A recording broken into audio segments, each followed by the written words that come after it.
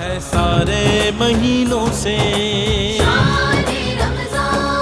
ہے سارے مہینوں سے نرالا شان رمضان۔ خوش آمدید ناظرین، آپ کا ایک دفعہ پھر خیر مقدم ہے داتا کی نگری لاہور سے رحمت سحر پروگرام حقیقت ایمان، اور آج کا موضوع ہے ایمان بالرسالت۔ گفتگو کا سلسلہ آگے بڑھائیں گے۔ مفتی صاحب قبلہ، ہمارا جو موضوع ہے ایمان بالرسالت، اس کی عقائد اسلام میں شرعی حیثیت کیا ہے، اس کا سٹیٹس کیا ہے؟ یہ ہمارے ایمانیات کا جو مجموعہ ہے، آمنت باللہ و ملائکتہ و کتبہ و رسلہ والیوم الآخر والقدر خیرہ و شرہ من اللہ تعالی والبعث بعد الموت، تو ایمان باللہ کے بعد اہم ترین مرتبہ و درجہ ایمان بالرسالت کا ہے۔ صحیح، یعنی اگر وجود کے اعتبار سے، حقیقت کے اعتبار سے، عطا کے اعتبار سے دیکھیں تو ایمان باللہ پہلے ہے، اور تصدیق اور ماننے کے اعتبار سے دیکھیں تو ایمان بالرسالت پہلے ہے۔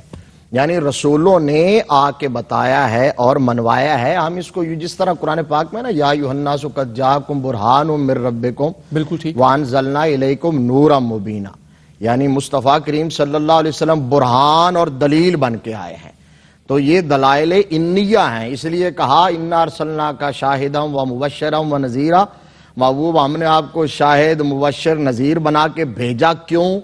لتؤمنوا باللہ، تاکہ اللہ پر ایمان لے آئیں۔ سبحان اللہ، یعنی دیکھیں آپ کو اور مان لیں اللہ کو، ایمان اللہ پر لے آئیں۔ کیا کہنا، تو اس لیے اس کی اہمیت تو بہت زیادہ، اور یہاں ایمان باللہ اور ایمان بالرسالت کے درمیان آمنت باللہ و ملائکتہ، یہ ملائکہ جو رکھا گیا تو ظاہر ابھی جو حضرت نے اشارہ کیا تھا کہ چونکہ رسول ملائکہ جو ہیں وہ واسطہ ہیں اس وحی کا، وہ لے کے آنے کا وسیلہ ہے، لہذا اللہ کے بعد اس کو رکھا گیا، اور پھر ایمان بالرسالت۔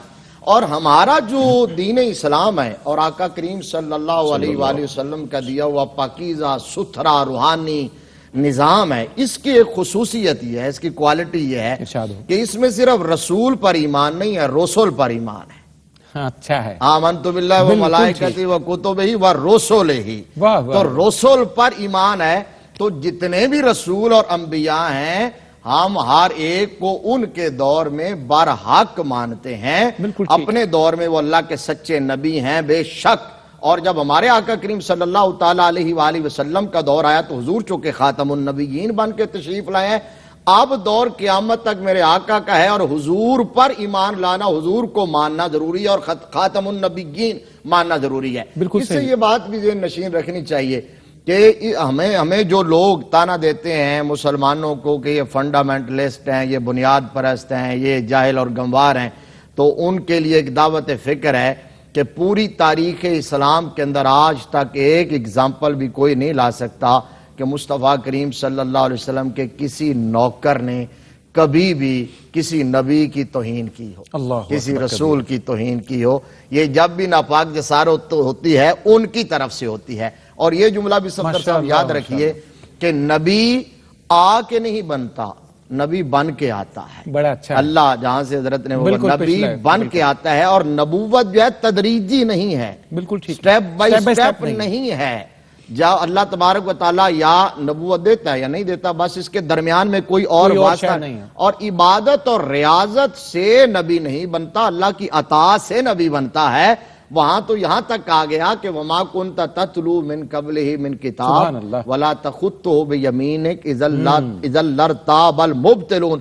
محبوب آپ اپنے ہاتھ سے پہلے نہ کچھ لکھتے تھے نہ کوئی کتاب پڑھتے تھے۔ اگر پہلے لکھتے ہوتے، کوئی کتاب پڑھتے ہوتے، تو جب آپ نبوت کا دعویٰ کرتے اور کہتے یہ کتاب مجھ پر نازل ہوئی ہے تو مبتلون شک کرتے۔ ہم نے آپ کو اس سے بھی محفوظ رکھا۔ اللہ اکبر، اللہ اکبر۔ مفتی صاحب کی گفتگو سے ہی قبلہ اگلے سوال کا بھی زیادہ راہ نکل آیا کہ نبوت کی ضرورت کیوں پیش آتی ہے؟ یعنی کہ ایک عام انسان جب سوچتا ہے، سوچ اور فکر میں مبتلا ہوتا ہے، یہ سوال ضرور ایک عام آدمی کے ذہن میں آتا ہے، اس کی بھی صراحت بہت ضروری ہے۔ بلا شبہ دیکھیے رسول کی ڈیفینیشن کیا ہے، لأن رسول برزخ بین الخالق والخلق، بالکل ٹھیک، ورنہ تو آپ بیٹھ کے انتظار کرتے رہیں کہ اب میں اپنے خالق سے کیسے رابطہ کروں، یا کیسے کمیونیکیشن ہو، یا اس کی طرف سے کیسے آئے۔ اور پھر سیدنا امیر المومنین خلیفۃ الرسول بلا فصل سیدنا صدیق اکبر رضی اللہ عنہ اس گتھی کو بڑا کمال سلجھایا، جب آپ سے پوچھا گیا نا کہ آپ کو اللہ سے زیادہ محبت ہے یا اللہ کے رسول سے، ہائے ہائے تو قربان آپ نے فرمایا اللہ کے رسول سے۔ اللہ اکبر۔ وہ کیوں؟ ہائے ہائے، وہ یہ خالق کائنات ہے، کا یہ سب سے مخلوق۔ بڑا موحد کہہ رہا ہے اللہ اکبر۔ وہ کیوں فرمایا؟ وہ اس لیے کہ میں مکے میں پیدا ہوا، یہ خانہ کعبہ ہے، اللہ کا گھر ہے، میں بڑا ہو گیا، جوان ہو گیا، مجھے میرے رب کی طرف سے کوئی کال نہیں آئی کہ میں تیرا رب ہوں، تو میرا بندہ ہے۔ ہائے ہائے ہائے۔ میں یہیں تھا، پھرتا تھا۔ تو جب یہ محبوب آیا تو اس نے مجھے بتایا کہ ابو بکر تیرا ایک رب بھی ہے، اللہ تو میں نے تو رب کو بھی اس کے بہاف پہ مانا ہوا ہے، اب اگر اس کو بھی اس سے ہٹا دوں تو میرے پاس کیا جواز و دلیل ہے کہ میرا کوئی رب ہے؟ اللہ اکبر۔ تو جب آپ کے پاس عقلی طور پر قرآن نے کہا لا تدرکہ الابصار وہو یدرک الابصار، تمہارے حواس اس کا ادراک نہیں کر سکتے اس رب اور معبود کا، اور تمہارے اس مسئلے کا حل تمہارے پاس نہیں تھا، چونکہ وہ تمہارا خالق ہے، لہذا اس نے تمہارا یہ ایک مسئلہ حل کیا ہے، اور 1,24,000 کمیونیکیشن سورسز تمہارے اور اپنے درمیان رکھے اللہ اکبر۔ ہر دور اور ہر زمانے میں۔ اور اللہ کی رحمت کا میں سمجھتا ہوں جو بڑے مظاہر ہیں نا، اس میں سے ایک مظہر یہ ہے کہ رب کائنات نے انسانوں کی طرف رسول مبعوث کیے، ہر زمانے میں انبیاء کرام کو بھیجا۔ دیکھیے رب کائنات خالق ہے، مالک ہے، رازق ہے، معبود ہے، تو رزق کا تصور صرف روٹی کپڑا مکان نہیں ہے۔ بالکل صحیح، بالکل صحیح۔ آپ کی رشد، آپ کی ہدایت، آپ کا نظام حیات، آپ کے عقل و شعور اور آپ کی روح کو جو رزق فراہم ہونا تھا اس کی بارگاہ سے، اس کا ذریعہ اور سورس تھے انبیاء کرام علیہ بالکل صحیح، بالکل اور آپ کو یہ احساس دلانا مقصود تھا کہ کوئی ہے، آپ کے پیچھے کوئی ہے۔ اللہ اکبر۔ تو آپ کو ایک تسلی اور ایک ہائے ڈھارس ہائے، ہوتی ہے کہ اللہ۔ جس کی طرف سے آپ آئے اور جس کی طرف لوٹ کے جانا ہے، اس پورے سسٹم کا آغاز اور اس کا انجام جو ہے یہ نبوت کے اس انسٹیٹیوشن سے اور اس ادارے سے جڑا ہوا۔ سبحان اللہ۔ اس لیے انبیاء ضروری تھے، انبیاء کرام کے بغیر آپ یہ نظام نہیں چلا سکتے جو اللہ کی مشیت تھی اور منشا جو اللہ چاہتا ہے۔ اسی لیے فرمایا وما ارسلنا من رسول الا لیطاع باذن اللہ، اللہ باذن اللہ، اللہ کا سبحان اذن اللہ، ہے، ماشاء اللہ اللہ، یہ ماشاء چاہتا ہے کہ بھائی یہ میرے بھیجے ہوئے ہیں، میرے بھیجے ہوئے ہیں اور میرے بہاف پہ ان کو مانو۔ نہایت اس لیے قرآن نے کہا وَمَن يُطِعِ الرَّسُولَ فَقَدْ أَطَاعَ اللَّهَ۔ اب اس میں یہ ڈیفرنس بھی نہ کر بیٹھنا کہیں۔ اور یہ ہوا لوگوں کے ذہنوں میں یہ سوال، مدینے میں آقا کریم علیہ السلام خطاب فرما رہے تھے اور ایک دم بخاری شریف کی جو حدیث کی الفاظ ہیں کہ من اطاعنی فقد اطاع اللہ ومن عصانی فقد، خطاب فرما رہے تھے عام مجمع میں، بالکل صحیح۔ اس میں صحابہ کرام بھی تھے اور دوسرے بھی آتے تھے، اہل کتاب، یہود، نصارہ، اور تو ایک دم ایک بندے نے پیچھے سے کہا کہ لگتا ہے کہ اب محمد صلی اللہ علیہ وسلم اپنی پوجا کرانا چاہتے ہیں۔ اب یہ بات ہی ایسی تھی کہ جس نے مجھے مانا اس نے اللہ کو مانا۔ اس نے بے اختیار یہ جملہ کہا تو آقا کریم علیہ السلام خاموش ہو گئے، اور پھر اللہ نے وحی نازل فرمائی، الفاظ وہی تھے، مفہوم وہی تھا، صرف صیغے بدل دیے، اور فرمایا وَمَن يُطِعِ الرَّسُولَ فَقَدْ أَطَاعَ اللَّهَ۔ اے معترض، پہلے تو میرے محبوب نے فرمایا نا، اب میں کہہ رہا ہوں، مجھے زندہ باد، اب مجھ پہ اعتراض کر کے دکھا کہ جس نے اس کی اطاعت کی اس نے میری اطاعت کی۔ اللہم صلی علی محمد وعلی آل محمد۔ ذکر آیا ہے یار غار کا، حضور تاجدار صداقت کا، مفتی صاحب ایک شعر غزل کا ہے، لیکن غزل میں منقبت دیکھیے، کہنے والا کہتا ہے کہ چھوڑ کر مجھ کو جا بھی سکتا ہے، چھوڑ کر مجھ کو جا بھی سکتا ہے، یار ہے یار غار تھوڑی ہے۔ سلام بر تاجدار صداقت رضی اللہ تعالی عنہ۔ آئیے کلام شامل کرتے ہیں، شہباز شمع فریدی بیٹھے۔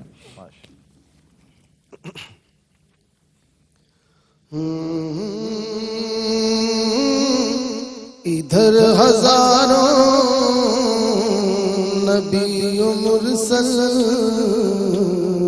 ادھر وہ تنہا کھڑے ہوئے ہیں، ادھر ہزاروں نبی و مرسل، ادھر وہ تنہا کھڑے ہوئے ہیں، ہمارے آقا تو اپنے رتبے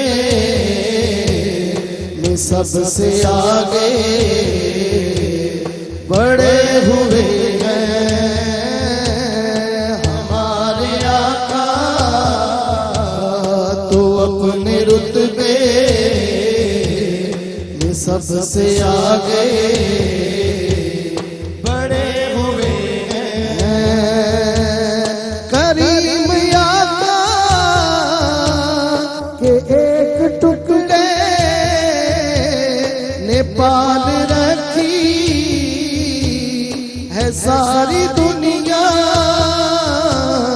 جبھی تو شاہ گدا تمامی انہی کے در پہ پڑے ہوئے ہیں ہمارے آقا تو اپنے رتبے میں سب سے آگے بڑے ہوئے ہیں ہمارے دامن میں کچھ نہیں ہے جو ہے تو آقا ہے عشق تیرا اسی لیے تو فقیر تیرے اسی لیے تو فقیر تیرے تیری گلی میں پڑے ہوئے ہیں ہمارے آقا تو اپنے رتبے میں سب سے آگے بڑے ہوئے ہیں کوئی تو بولے خدا نے کس کو نہیں دیا ہے نبی کا صدقہ کوئی تو بولے خدا نے کس کو نہیں دیا ہے نبی کا صدقہ ہمارے بچے تو مصطفیٰ کے ہی ٹکڑے کھا کر بڑے ہوئے ہیں ہمارے بچے تو مصطفیٰ کے ہی ٹکڑے کھا کر بڑے ہوئے ہیں علی کے گھر کی نہ پوچھو عظمت یہ گھر انوکھا ہے سب سے ناصر علی کے گھر کی نہ پوچھو عظمت یہ گھر انوکھا ہے سب سے ناصر نبی کی زہرا کے در پہ قدسی بھی سر جھکائے کھڑے ہوئے ہیں نبی کی زہرا کے در پہ قدسی بھی سر جھکائے کھڑے ہوئے ہیں ہمارے آقا تو اپنے رتبے میں سب سے آگے بڑے ہوئے ہیں ماشاءاللہ سبحان اللہ سبحان اللہ. یہاں پروگرام میں ایک مختصر سا وقفہ ہے ناظرین. ہے سارے مہینوں سے ہے سارے مہینوں سے نرالا شان رمضان